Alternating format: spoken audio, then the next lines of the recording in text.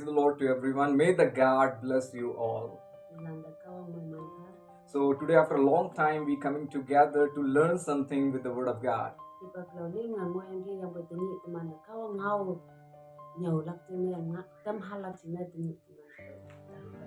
I have very amazing message the Lord has delivered in my heart to speak to you guys.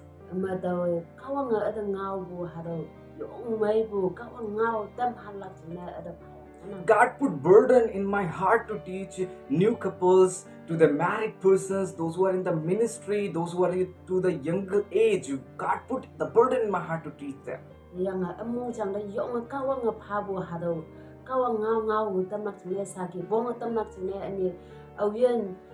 Chừng người nóc sa bu ala hayang chừng người nóc sa bu marriage couple lan ani jamno ma bu chila lan ngonang hadaw tang ma kawa ngaw tam halak sina ada yong kawa ngaw ma hadaw ki phabu heng ngaw tam bu hadaw ngaw lak sina tam halak sina pa ngonang ki.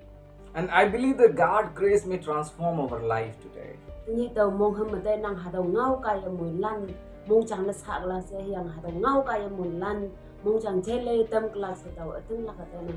We are doing ministry, we have a family, we have everything in our life, we have house, we have money, but there is no blessings in our life. Tuman ma bu nok ngonang tuman nok ngonang tuman ngen ngonang singai ngen ngonang tuman be yambu ma ngonang hayang boy tuman ayan ma hangin na mo heman hataw ni. I usually ask to my friends, how are you? Taw hiba film taw sembalan na tong nang hangonang ge may ngoya na tong nang. And they say I'm very good. Yang sembalan na ada ngaw chan gi nan taw chama may ngonang ge. They have good house. Yang iman ma yong may bunok ngonang. They have good family. Iman nok sa yong wangoy bunok sa ngonang. When I ask about their personal life, how is the personal life going on between you and your wife?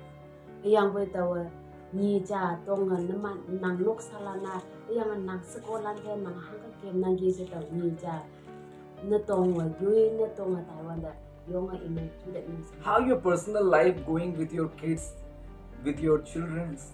Yang naman ni cha hangka nang ha bai tai nang gi hangka nang nok salan bai ha do nang relation naman hangka tai juwan hangka kem nang gi se taw ha juwan tong nang. And reality, when I hear the answer, I feel so sad. Yang boy taw iman ngaw bu ha taw tong bu ngaw da iman chan bu ha ngaw chai wan tong mu ne chai. When I sit near my husband said, my wife not understand my heart. Over taw natan song so jabe natan ba song so ko ni ka man natan ba asako ngaw ya chai yang ngaw mong da yong sa daw ngaw. And when I sit with the sister, means his wife, she said, Pastor, brother, he don't understand my heart. Yang over sako nyu ba so jabe sako nyu ba so ban da sako nyu.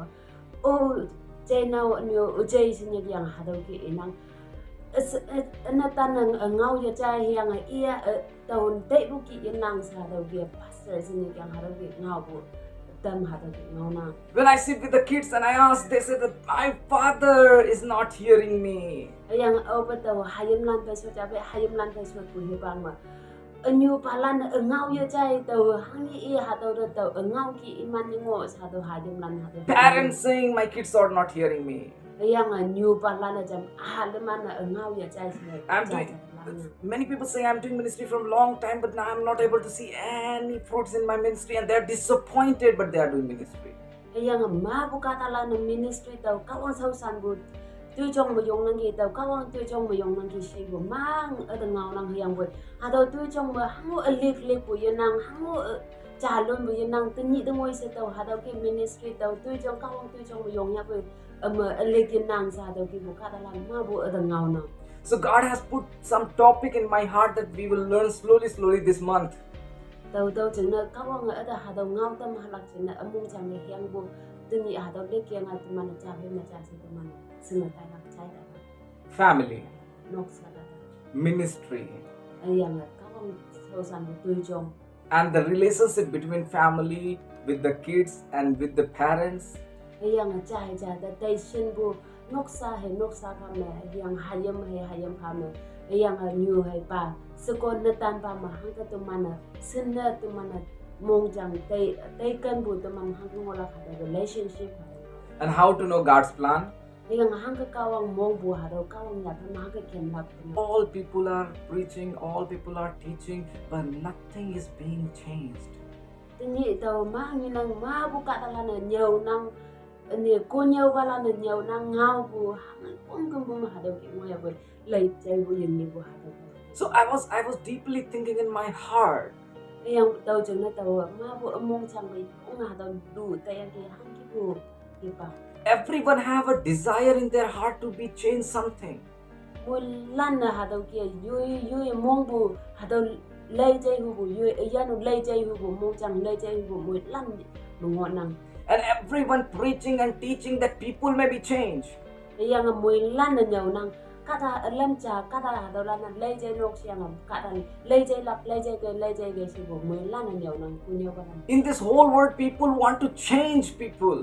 yang hado kata nu ko ong bu chai chan lai chai tam hu bu kan mang Understanding these every day of the life, every person want to change another person according to their desire. yang lan cha bu te teman na singo ok la ka kada atam yu ye te bu ki nang ka bu te bu ki nang ka bu chai lai ka bu si bu yu mong bu ki lai chai la chin na po bu ka do yu ka da lan ma bu hado mo nang NGO working for the changes. hado NGO lan na imano hado ki lai chai ka da lai chai la chin na hai imano tu lang bu ngona Hindu religious leaders, Muslim religious leader, all kinds of leaders, they are behind the change. They want to change their community. Hindu lano Muslim lano iman Muslim lano iman ki iman kata lano lai jai tam hu nang Hindu lano hado ki yu bang lam tam miang bu kata yu ki lai jai ka bu si bu lai jai tam hu bu kata Today I am discussing very important topic. Understand very seriously, then your life will be transformed. tani tau hado yong bong nam miang bu hado topic tau naman da hado nyaw tam nang tau ka naman mo lan hado yong mai sanga ya bu nam miang ma mu hai man nam miang la Everyone working day and night to change others. ya chai se ni chai se wang nya wang ngai te man ha ka ta mai jai la te tu sau ni te man yong Husband want their wife may be changed. na tan chai is ko yu is ko lai jai tam hu bu ne e le tu Wife want her husband may be changed. ani se ko ni wa ni yu ni tan mong chang lai jai hu bu mong chang wa na Kids want their parents may change according to me.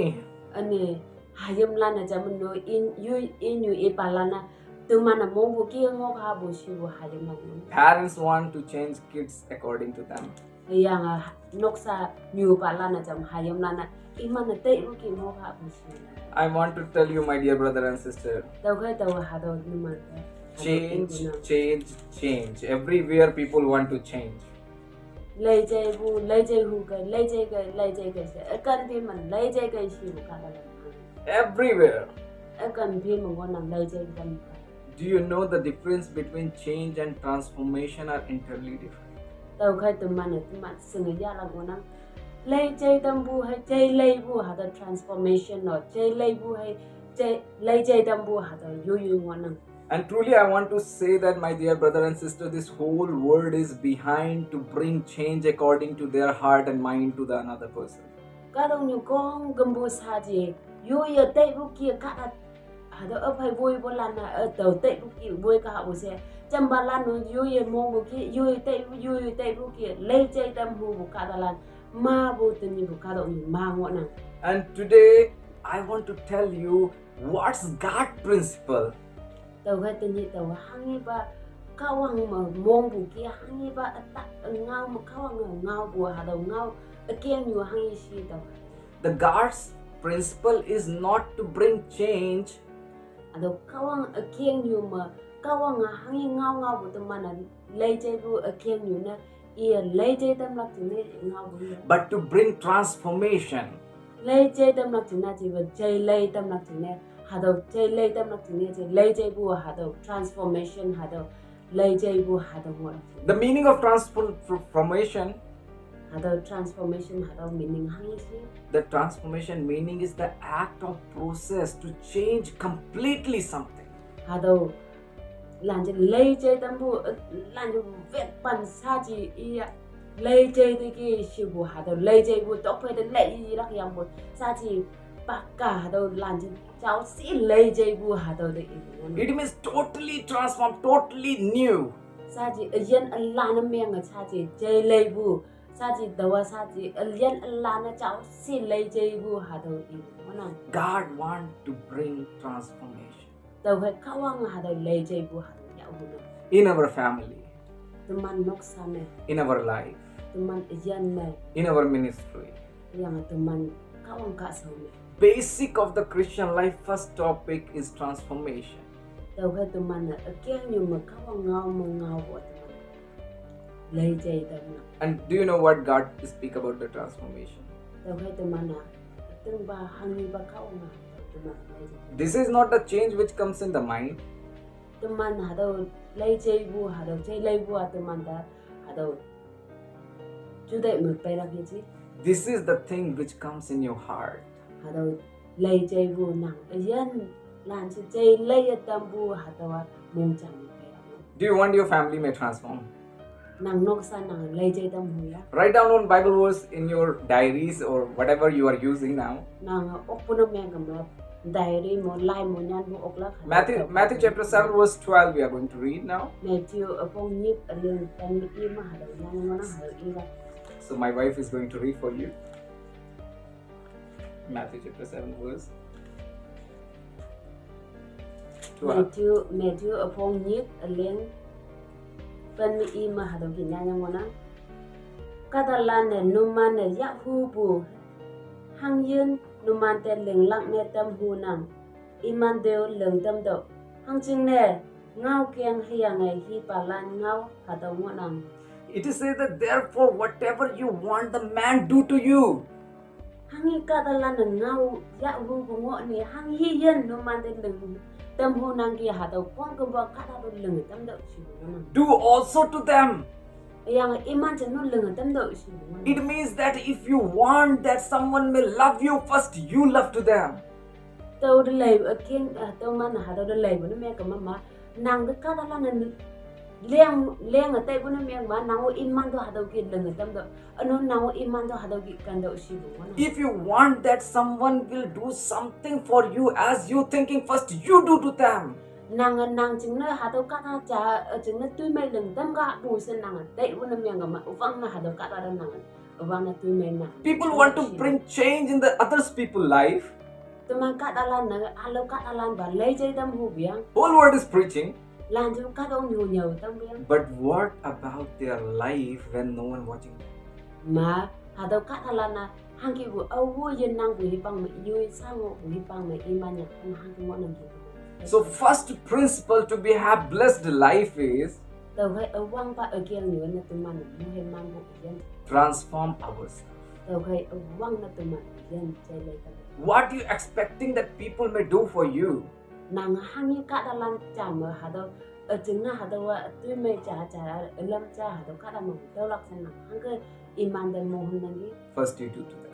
tàu iman dan mohon bu kia nàng wang ni iman chính nang tu One week you do like that ở bên nàng hà tàu kia with the help of the Holy Spirit. tàu cái nàng các ông đi hạ chào bên nàng hà tàu kia My dear brother and sister, family will be transformed. tàu cái cần bùi sinh như ai hát lan sinh bại ai lan hà tàu kia lần của nó mẹ của mình nàng nóc xa lê chơi